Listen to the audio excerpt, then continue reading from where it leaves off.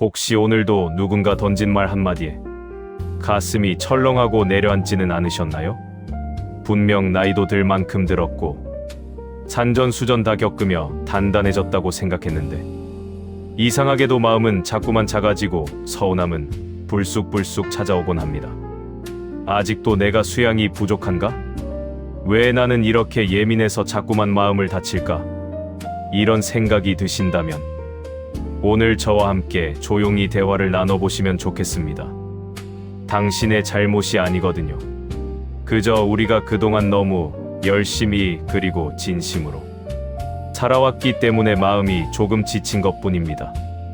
오늘은 독일의 지혜로운 철학자 쇼펜하우어의 시선을 빌려 우리가 왜 자꾸 감정에 휘둘리게 되는지, 그리고 어떻게 하면 인생 후반전을 구름처럼 가볍고 편안하게 보낼 수 있는지 그 비밀을 이야기해 보려 합니다. 우리는 평생을 참 성실하게 살았습니다. 자식들 잘 키우려 애쓰고 배우자 비위 맞추며 가정을 지켰고 밖에서는 남들에게 폐 끼치지 않으려 늘 긴장하며 지내왔죠. 그런데 참 이상합니다. 이제 좀 편해질 법도 한데 마음은 여전히 잔잔한 호수가 아니라 파도치는 바다 같습니다. 자식에게 좋은 마음으로 건넨 조언 한마디에 돌아오는 엄마가 뭘 알아요? 라는 퉁명스러운 대답. 오랜 친구라고 믿었는데 은근히 나를 무시하는 듯한 그 눈빛. 나는 이만큼 해줬는데 상대는 고맙다는 말 한마디 없을 때 느껴지는 공허함. 이런 순간들이 오면 우리는 밤잠을 설칩니다. 내가 어떻게 키웠는데, 내가 그 사람한테 어떻게 했는데. 이 서운함은 사실 미움이라기보다 기대에서 오는 슬픔에 가깝습니다. 내가 준 만큼, 아니 그 절반이라도 따뜻하게 돌아오길 바랐던 그 순수한 마음이 상처를 입은 것이죠. 어떠신가요? 여러분도 최근에 이런 서운함 때문에 마음 한구석이 아릿했던 적이 있으신가요? 왜 우리는 여전히 흔들릴까요? 우리는 흔히 나이가 들면 돌을 닦은 것처럼 마음이 평온해질 거라 믿었습니다. 하지만 현실은 그렇지 않죠. 오히려 몸이 약해지고 사회적 역할이 줄어들면서 작은 자극에도 마음의 문은 더 세차게 흔들리기도 합니다.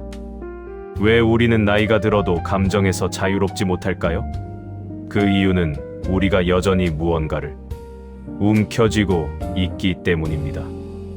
우리의 감정은 사실 내 마음대로 되었으면 좋겠다는 욕망과 저 사람은 당연히 이래야 한다는 기대가 만나는 지점에서 태어납니다. 자식은 효도해야 하고 친구는 나를 존중해야 하고 세상은 공정해야 한다는 그 당연한 믿음들이 우리를 감정의 굴레에 가두는 것이죠. 쇼펜하우어는 말했습니다. 우리의 고통은 무언가를 끊임없이 바라는 의지에서 시작된다고요. 내가 무언가를 강렬하게 원할수록 그것이 채워지지 않았을 때 찾아오는 실망감은 독이 되어 내 심장을 찌릅니다. 삶은 원래 흔들리는 배 위와 같습니다. 쇼펜하우어는 조금 차갑게 보일지 모르지만 사실 누구보다 인간을 깊이 이해했던 철학자였습니다. 그는 인생을 결핍과 고통 사이를 왔다 갔다 하는 추와 같다고 했어요. 우리가 느끼는 불안, 분노, 슬픔은 우리가 못나서 생기는 것이 아닙니다. 인간이라는 존재 자체가 원래 결핍을 채우기 위해 끊임없이 움직이는 존재이기 때문에 그 과정에서 감정의 파동이 생기는 건 아주 자연스러운 일이라는 거죠. 하지만 그는 한 가지 희망적인 이야기를 덧붙입니다. 우리가 이 고통에서 벗어나는 방법은 세상이나 타인을 바꾸는 것이 아니라 세상을 바라보는 나의 시선을 바꾸는 데 있다고요. 여기서 바로 오늘 우리가 이야기할 진정한 겸손의 의미가 나옵니다. 겸손은 나를 지키는 가장 단단한 방패입니다. 우리는 흔히 겸손이라고 하면 고개를 숙이고 남에게 양보하는 미덕이라고만 생각합니다. 하지만 쇼펜하우어가 말하는 지혜로운 삶에서의 겸손은 조금 다릅니다.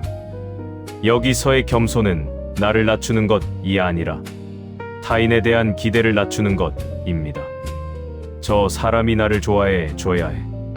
내 자식은 내 마음을 다 알아줘야 해. 나는 대접받을 자격이 있어. 이런 생각들을 조금만 내려놓는 것이 진정한 겸손입니다. 내가 세상의 중심이 아님을 인정하고 타인 또한 그들만의 고통과 한계 속에 사는 불쌍한 존재임을 받아들이는 것이죠. 겸손한 사람은 타인의 칭찬에 크게 들뜨지 않고 타인의 비난에 깊이 절망하지 않습니다. 왜냐하면 타인의 평가라는 것이 얼마나 변덕스럽고 가벼운 것인지 알기 때문입니다. 겸손해지면 손해볼 것 같지만 사실은 그 반대입니다. 기대를 줄이면 실망도 줄어듭니다. 실망이 줄어들면 내 마음을 핥히는 상처도 줄어들죠.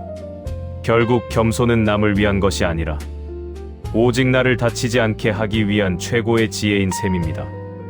감정에 반응하지 않을 권리. 우리는 보통 감정이 올라오면 그것에 즉각 반응해야 한다고 생각합니다. 화가 나면 화를 내거나 아니면 꾹 참거나 둘 중 하나를 선택하죠. 하지만 쇼펜하우어의 철학을 빌려 말씀드리고 싶은 것은 세 번째 선택지가 있다는 사실입니다. 그것은 바로 반응하지 않는 것입니다. 모든 감정에 답할 필요는 없습니다. 누가 나에게 무례한 말을 던졌다고 해서 내가 반드시 그 말을 내 마음속으로 가져와 씹고 뜯으며 괴로워할 필요가 없다는 뜻입니다. 감정은 구름과 같습니다. 그냥 두면 흘러가는데 우리가 그걸 억지로 붙잡고 왜 저런 구름이 나타났지? 라며 분석하고 화를 내니까 내 마음이 먹구름으로 가득 차는 것입니다. 인생 후반전에는 더 많이 느끼기보다 더 적게 반응하는 것이 우리를 훨씬 더 편안하게 해줍니다. 감정을 억누르지 마세요. 그저 내 마음 속에 이런 기분이 찾아왔구나 하고 잠시 바라보다가 그래, 올 때가 되어 왔나 보다 하고 조용히 보내주셔도 괜찮습니다. 그럴 수만 있다면 여러분의 하루는 훨씬 더 고요해질 것입니다. 구체적으로 어떻게 하면 편해질까요? 자, 그럼 우리 일상에서 구체적으로 어떻게 적용해 볼 수 있을지 예를 들어볼까요? 첫째, 자식이나 주변 사람들에게 서운할 때입니다. 연락이 뜸한 자식을 보며 어떻게 이럴 수 있나 싶을 때 이렇게 한번 생각해 보세요. 그 아이도 자기 인생의 짐이 무거워 허덕이고 있겠구나. 내가 기대를 너무 높게 잡았구나. 기대의 높이를 10에서 3 정도로만 낮춰보세요. 그러면 가끔 오는 전화 한 통이 의무가 아닌 기적처럼 고맙게 느껴질 겁니다. 둘째, 누군가 나를 무시하는 듯한 행동을 할 때입니다. 그럴 땐 속으로 이렇게 생각하셔도 됩니다. 저 사람은 아직 마음의 그릇이 저것밖에 안 되는구나. 참 안 됐다. 상대의 무례함에 똑같이 화를 내는 건 그 사람의 수준으로 나를 끌어내리는 일입니다. 그냥 미소 한번 짓고 제 갈 길을 가는 것. 그것이 가장 우아한 승리이자 나를 지키는 길입니다. 셋째, 갑자기 우울하고 외로운 마음이 찾아올 때입니다. 이럴 때 억지로 밝아지려 애쓰지 마세요. 쇼펜하우어는 고독이 인간의 본래 모습이라고 했습니다. 혼자 있을 때 비로소 우리는 온전한 자신이 된다고요. 외로움이 찾아오면 내가 지금 나 자신과 깊이 대화할 시간이 필요하구나 하고 따뜻한 차 한 잔을 내려보세요. 그 감정에 저항하지 않고 친구처럼 곁을 내주셔도 괜찮습니다. 이제는 조금 편하게 살아도 됩니다. 여러분, 그동안 참 많이 애쓰셨습니다.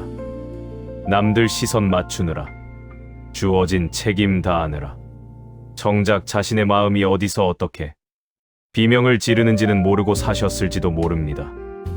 이제는 조금 편하게 살아도 됩니다. 아니, 편하게 사셔야 합니다. 완벽한 사람이 되려 하지 마세요.